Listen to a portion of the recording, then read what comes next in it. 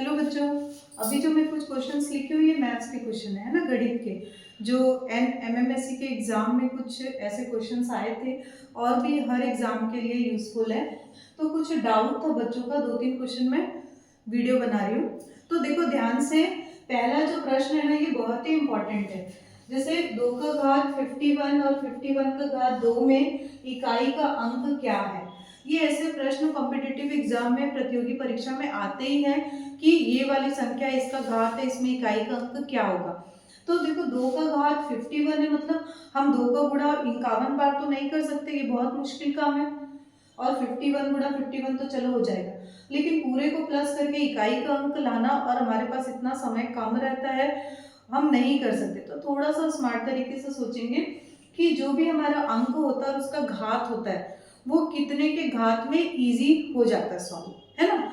तो देखो यहाँ पे मैं सॉल्व कर रही हूँ। जैसे 2 का घात 51 है, तो अगर मैं 2 का घात 2 करूँ तो 4 आ रहा है, 2 का घात 3 करूँ तो 8 आ रहा है ना, इकाई का।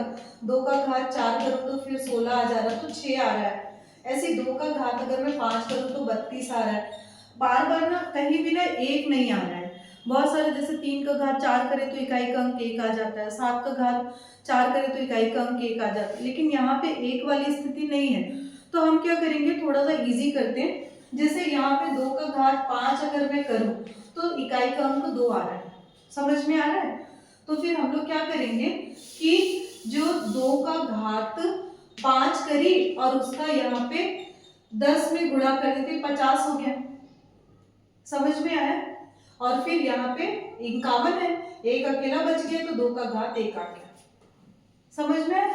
और फिर उसके बाद 51 में इकाई का अंक तो 1 है, तो यहाँ पे 1 का घात हम 2 करेंगे, समझ में आ रहा है ऐसे। तो क्या समझ में आया कि 2 का घात अगर हम 5 कर रहे हैं तो इकाई का अंक क्या आ रहा है, 2 आ रहा है। यहां तक क्लियर है कि नहीं है, ठीक है। तो यहाँ पे 2 आ रहा है इकाई का अंक और इसका घात हमारा 10 है।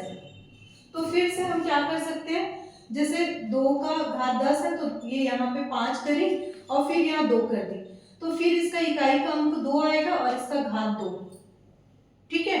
तो फिर ये 2 दूनी 4 हो गया, मतलब ये वाला जो हमारा काम है इसका मान आ गया 4, और साथ में ये 2 चल रहा है तो ये तो इकाई का अंक 2 ही है, ठीक है। तो 4 दूनी 8, इसका मतलब क्या हो गया, ये जो पूरा इसका मान मेरा हो गया 8, और यहाँ 1 का वर्ग 1 है तो इसका मान तो 1 होगा और आंसर हमारा 9 है। मतलब ये जो हमारी संख्या है इसका पूरा अगर सॉल्व करेंगे तो आखिरी में इकाई का अंक 9 आएगा, ठीक है। एक बार और मैं रिपीट कर रही हूँ, थोड़ा कंफ्यूजिंग है। 2 का घात 51 है, हम क्या करें, 2 का घात 5 किए तो इकाई का अंक 2 आया, ठीक। तो अब मैं क्या करी, 2 का घात 51 को है 2 का घात 5 लिखी और पूरे का घात यहाँ पे 10 लगा दी, तो ये 50 हो गया, ठीक।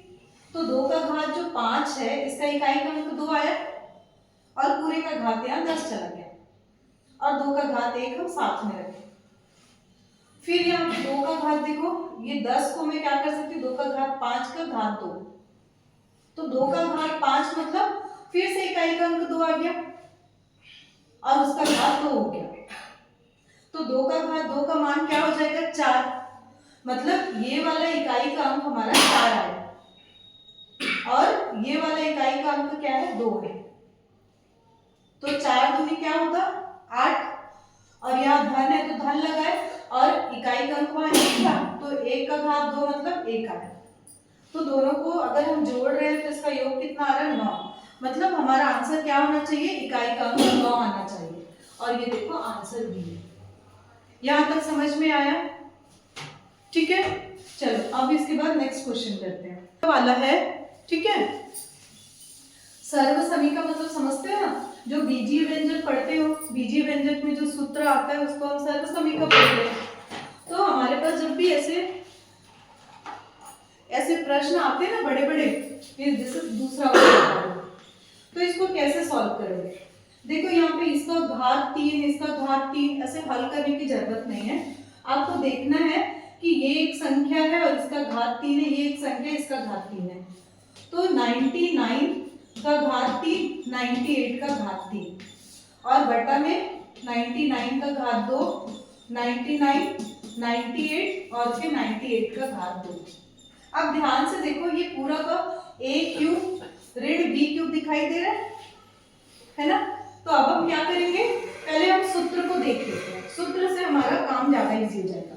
a क्यूब ऋण b क्यूब क्या होता है पता होगा, बड़े हो गए, ये होता है a ऋण b और दूसरे ब्रैकेट में आ जाएगा a का वर्ग धन ab धन b का वर्ग। समझ में आया। और यही वाला जो सर्वसमीकरण या सूत्र है ये ऊपर वाले में लगेगा। ऊपर वाले में कैसे लगेगा, a क्यूब ऋण b क्यूब है, तो अब हम इसको कैसे लिखेंगे, ये a ऋण b सूत्र में हमारे ये प्रश्न हमारा ऐसा दिख रहा है ऊपर वाला, तो अब हम हमारा जो इसके जगह पे लिखना है वो हम ऐसे लिखेंगे। तो क्या हो जाएगा 99 माइनस 98 a ऋण b हुआ और फिर दूसरे ब्रैकेट में आ जाएगा 99 का वर्ग धन a b मतलब ये दोनों का गुणा 99 98 दिख रहा है और फिर धन b स्क्वायर मतलब ये 98 का स्क्वायर। हमको सॉल्व कुछ भी नहीं करना है, ये एकदम इजी हो गया और नीचे जैसा लिखा है वैसे ही लिखते जाएंगे 99 98 और ये 98 का वर्ग। अब ध्यान से देखो ये पूरा का पूरा एक जैसा दिख रहा है, ये पूरा कट जाएगा और आंसर क्या आया हमारा 99 में से 98 को घटा दो तो आंसर 1 है और यही हमारा आंसर है। और ऑप्शन में देखो कितने बड़े बड़े नंबर्स दिए, ये कुछ भी नहीं है, हमारा आंसर सिर्फ 1 है। ठीक है, यहां तक समझ में आया। एकदम ध्यान से जितनी आइडेंटिटी है, जितनी सर्वसमीकरण सबको अच्छे से याद करना। एग्जाम में क्वेश्चंस आते हैं, आपको ध्यान से देख के पहचानना जरूरी है। ऐसे बड़े बड़े नंबर्स देख करके सिर्फ आपको गुमराह करता है, आपको ध्यान से समझना तो फिर आंसर इजी आ जाएगा। ठीक है, चलो अब नेक्स्ट क्वेश्चन लास्ट बचा है, उसको करते हैं।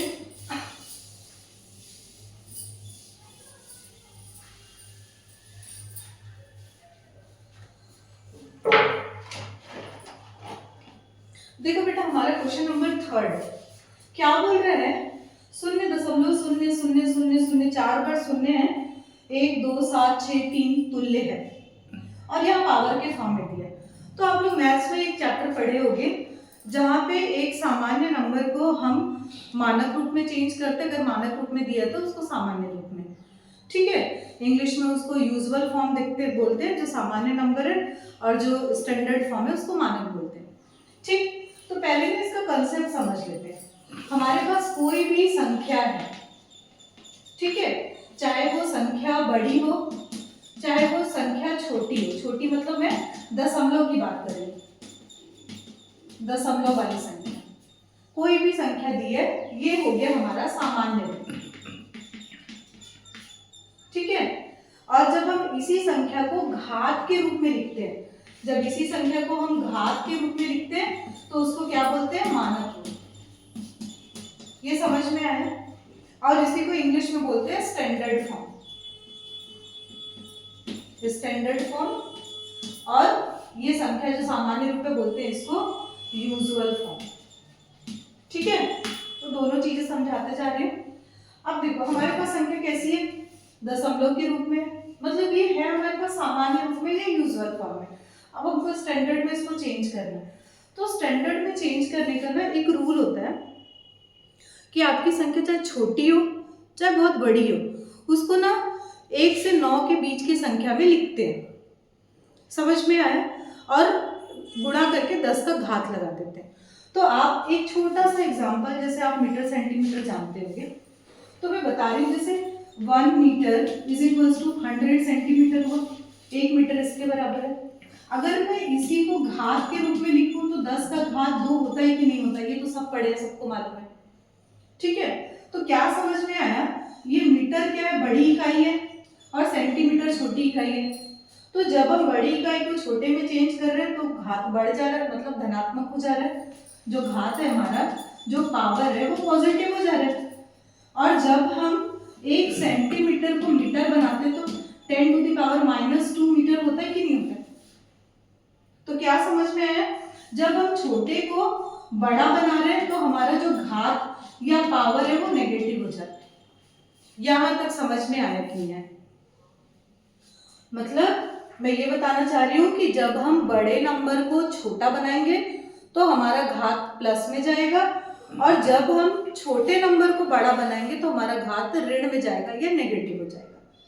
ठीक है, अब हम क्वेश्चन में देखते हैं। हमारा नंबर क्या है, 0.00004 बार 12763 के तुल्य। तो देखो यहाँ पे दशमलव कहाँ पे लगाना है, तो ये यहाँ से दशमलव इधर बढ़ेगा, इधर इधर इधर इधर इधर, यहाँ आना चाहिए कायदे से 1 2 3 4 5, 5 के बाद लग रहा है, मतलब इसका जो आंसर होना चाहिए ना 1.2763 इंटू 10 का पावर -5 होना चाहिए कायदे से। लेकिन क्या दिया है हमारे ऑप्शन में, एक भी ऐसा नंबर नहीं है जहां पे एक के बाद दशमलव है। अब हम क्या करेंगे भाई, अब हमारे सामने रास्ता ही नहीं है, जो ऑप्शन है उसमें से एक टिक करना है।